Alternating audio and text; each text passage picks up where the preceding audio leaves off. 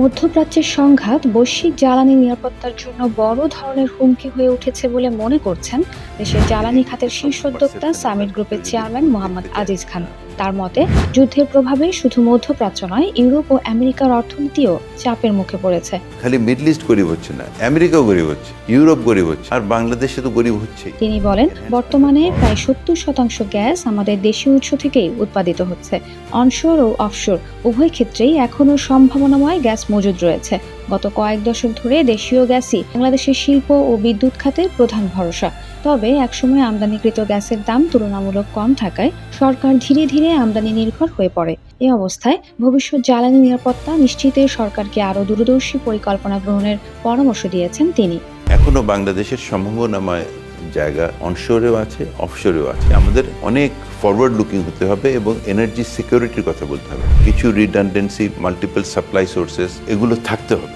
বর্তমান পরিস্থিতিতে গ্যাস ভিত্তিক বিদ্যুৎ কেন্দ্রগুলোর দিকে আঙুল উঠলেও পরিবেশের কথা মাথায় রেখে কয়লার চেয়ে গ্যাস ভিত্তিক বিদ্যুৎ উৎপাদনের উপরই গুরুত্ব আরোপ করেন এই অভিজ্ঞ শিল্পোদ্যোক্তা।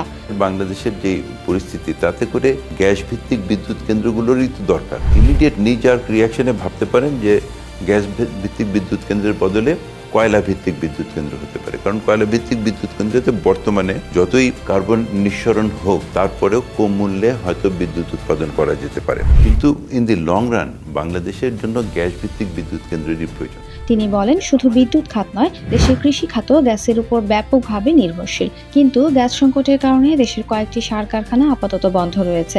এছাড়া হরমুজ প্রণালীর অস্থিরতার কারণে সারবাহী জাহাজ চলাচলেও বিঘ্ন ঘটছে। এতে দেশের খাদ্য নিরাপত্তা হুমকির মুখে পড়তে পারে। ডাল, ভাত, মাছ, যেটা বাঙালি মেইন স্টেপল, সেখানে আপনার এসে হিট করবে যদি ফার্টিলাইজার না হয়। আমার অনেক সময় মনে হয় যে বাংলাদেশ সরকার বিদ্যুৎ কেন্দ্র চালাবে নাকি ফার্টিলাইজার ফ্যাক্টরি চালাবে। ফার্টিলাইজার কিন্তু ওই স্টেট অফ হরমুজ দিয়েই আসে, কারণ ফার্টিলাইজারও মিডল ইস্টেই ম্যাক্সিমাম তৈরি হয়। দেশের বিদ্যুৎ ও জ্বালানি খাতের সুনাম ক্ষুণ্ণ হওয়ার জন্য অন্তর্বর্তী সরকারকে দায়ী করেন সামিট গ্রুপের চেয়ারম্যান। ইউনূস সরকারের অযাচিত হস্তক্ষেপের কারণে ডেনমার্কের সঙ্গে যৌথ উদ্যোগে 500 মেগাওয়াট বায়ু বিদ্যুৎ প্রকল্প থেকে সরে আসতে হয়েছে সামিটকে।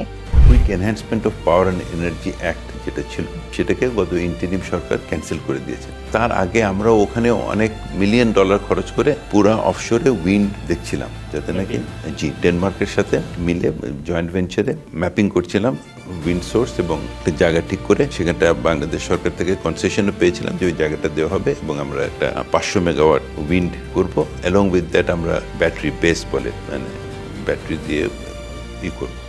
সেটা তো ক্যান্সেল করে দিয়েছে, আমাদের ওই লাইসেন্সও ক্যান্সেল করে দিয়েছে।